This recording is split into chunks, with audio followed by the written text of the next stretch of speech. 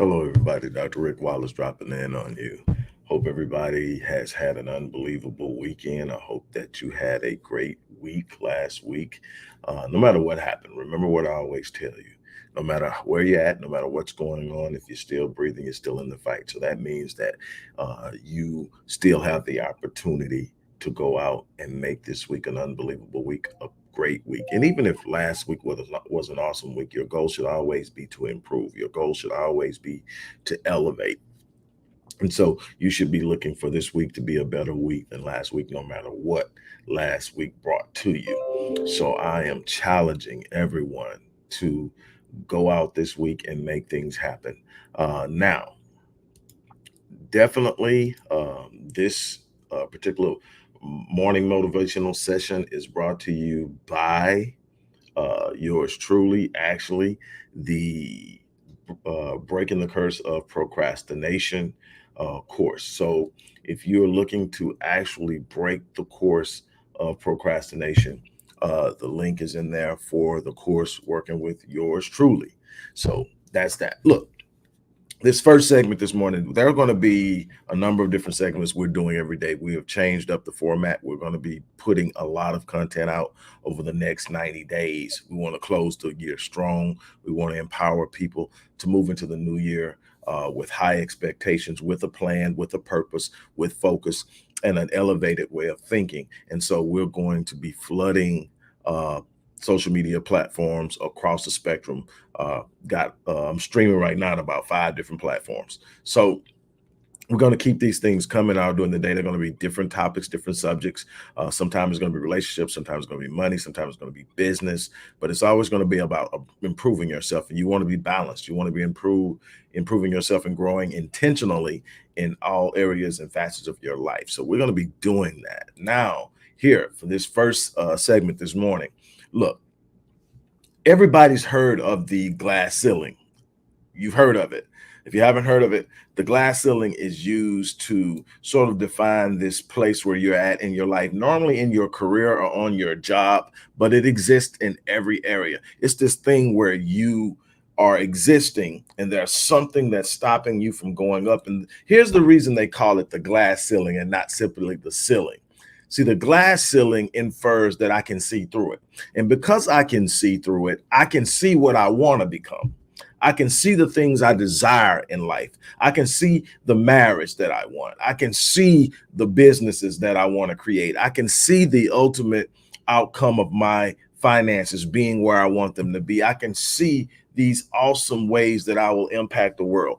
But that's the word glass. So the glass infers that I can see beyond the obstacle. Ceiling refers to or implies that there is an obstacle, that there is a barrier blocking you and that you can see through it. Now, the other reason it's called the glass ceiling is okay. The first reason is that you can see through it. The second reason is that you can break through it.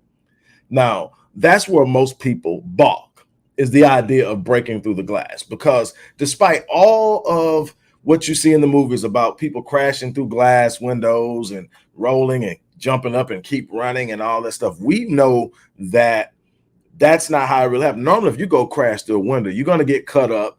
You could get a big piece of ice in it. You could even cut a major artery and have a problem where it's a life-threatening injury jumping through glass. That's the reality of it. That's the non-movie version of it, is that jumping through glass is dangerous. It's painful. So what happens? Most people see the glass ceiling, see all of the beautiful things that are on the other side of the glass. Problem is, they don't want to endure the pain. They don't want to take the risk. Let me explain something to you. I'll be totally honest with you. I'm be upfront. I'm not going to be like a lot of people that float around and talk and say they know it all. First of all, I don't know it all. I wake up every day looking to learn, but I've been doing this stuff for over 30 years. So there's a lot of stuff I do know. There's a lot of stuff I experience. A lot of it is coming from study, but most of it is because I've lived it. I've lived the things I'm talking about, the principles that I push. I've lived them. They've gotten me far. They've brought me through some difficult moments. But let me tell you something.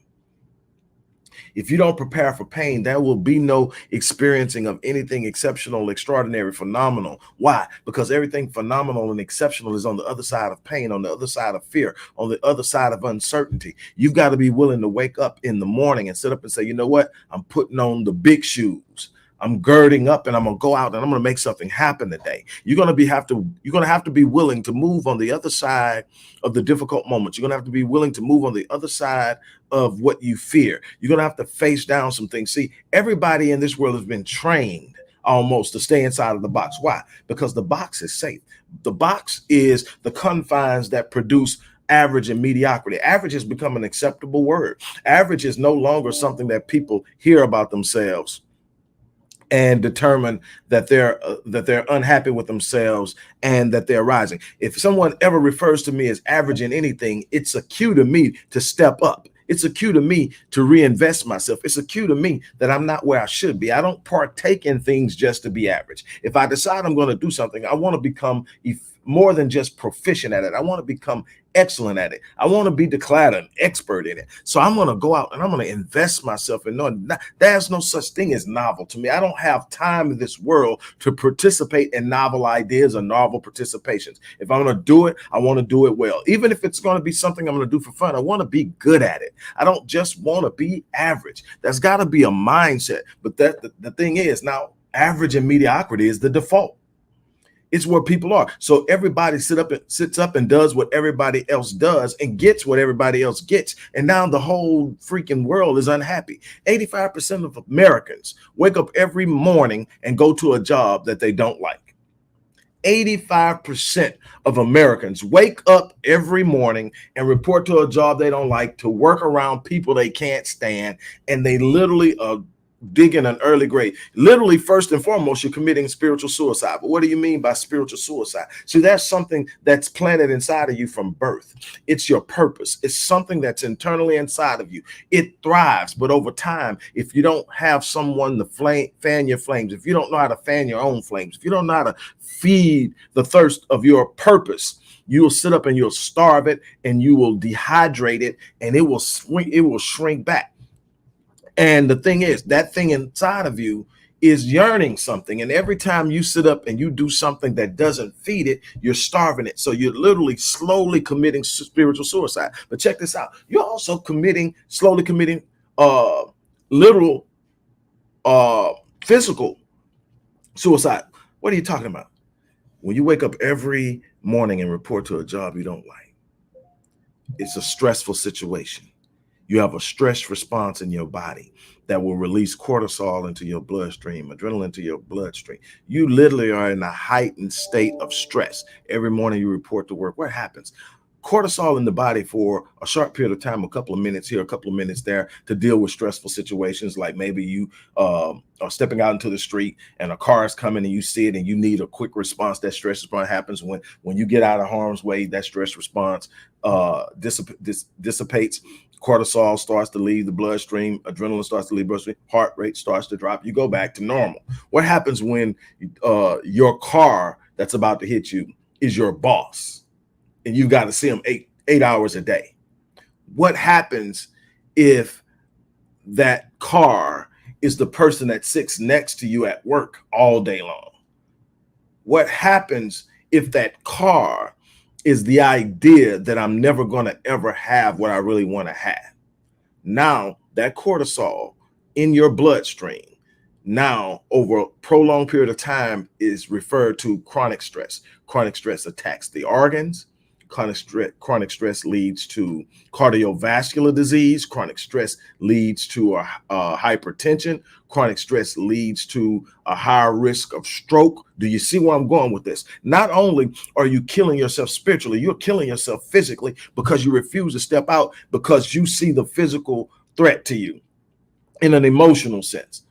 Man, if I go out here and try this and I fail, what if I go out here and people talk about me? What if I go out here and I don't have a clue what I'm doing? In order to do something new, you're going to be in this position at some point where you don't know what you're going to do. Everything that I've ever gotten into for the first time, I didn't know how to do it. I just made up in my mind that it was okay to be the small fish in the room. It was okay to be the person who knew the least in the room. See, a lot of us have gotten falling in love with the idea that we're the best at what we do, even though we're not really truly being appreciated for it. We're not really truly being compensated for it, but we're known for doing what we're doing. We're comfortable in it because we have some kind of recognition without compensation means absolutely nothing. So many of us have gotten our ego stroked, and that's all we get paid with is our ego stroke. So the boss knows how to tell you what an awesome job you've done without ever compensating you what you truly should be compensated for. See, to me, people talk about being on the plantation. I don't necessarily talk about being on the plantation, because if you have a job that's paying you well to do something you absolutely love, then that's not necessarily a bad thing. If you have the freedom and you have a plan of how you're going to, at some point, create a reality in which you are self-sufficient. You can never be dependent on someone else for your complete livelihood, because they could check out, even if they mean the best for you. What happens if something happens to them? You've always got to have a plan. But at the end of the day, my problem isn't with people who have, my problem is you're sitting there and you're miserable. My problem is you're sitting there and literally watching the life drain out of you. My thing is you need to step up and know your worth. You need to know the value of what you bring to the table. And when you bring it to the table, you have to demand compensation for it. You've got to stop accepting low pay, stop accepting being mistreated, stop accepting being dominated. You bring the value to the company. If not, they wouldn't hire you and wouldn't pay you. You got to know your value. No matter where you work, you have a certain value. Now, obviously, the more unique your skills, the more unique your expertise, the greater value you bring, and the more you can demand. But you need to know. Now, the thing about owning your own is you get out and you create it. Every day you wake up and you go to work for you. Every day you wake up and the focus is your dream, not someone else's. But you got to start somewhere. So my thing is, wake up and know what you're doing. The reason that most people never break through the glass ceiling is they don't want to get cut. Oh, but you're going to get cut in this life if you want anything worth having. There's a thing you're going to have to become aware of and accustomed to, and that's risk. You don't get the great things without taking risks. You don't get the things that are remarkable, exceptional, extraordinary, and phenomenal without taking risk. You're going to have to take risk. It's real simple. The thing is, what you got to understand, and here's the thing I can tell you with 100% certainty, is that when you take the risk and you get cut, and you get bloodied up, and you go through these difficult and uncomfortable moments, what I can tell you is the reward always outweighs the pain. I can tell you that from 30 plus years of experience as an adult. I can tell you that even as a teenager, some of the things I pursued that most teenagers weren't even considering, that the end result justified the difficult moments. What I'm trying to tell you is, if you want something great, you're going to have to go through some difficult times, but you've got to be willing to break the glass ceiling. You can see it. You know it. You dream about it, but you might not share it with anybody because you don't want anybody to laugh at you. But you see it, and you see yourself doing some things that nobody else can see you do. That's all. The only person has to see it is you. It's your vision. It's your dream, but you're going to have to act on it. You're going to have to move beyond that ceiling, because that ceiling will keep you right there serving everything except your purpose. There's nothing wrong with serving other people. That's the beauty of this life. You get to serve people. But when you're serving people in your purpose, you're rewarded in your service. You're not taken advantage of or exploited in your service. You got to know it. And this thing is, God's planted something in you. God has planted something in you. Whether you know it or not, and however you see God is your business, but God has planted something in you. You know when you're being handled. You know when it's not fulfilling. You're doing it because you feel you have to. Well, hell yeah, you got bills to pay. I get that. But I'm telling you that there's a way to pay the bills and live. See, most of us are just existing. Most of us wake up every day, go to a job, do everything the same way over and over again. Really not fulfilled, but just knowing if I do this every day, I'm going to be able to pay my bills every month, and I ain't going to have to sit up and be straining and struggling. I just want to get it done and get through this life.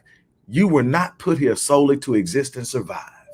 Your life has purpose. Your life has something in it that you're supposed to leave this world and make this world better. Your life is supposed to be impactful enough that you leave a legacy behind that will speak of you long after you're gone. If you don't have something in this world that you're doing is so impactful that when you're gone, people still know who you are wasting what God has given you by way of gift and purpose. You got to change your approach. You got to make a move. You got to take action.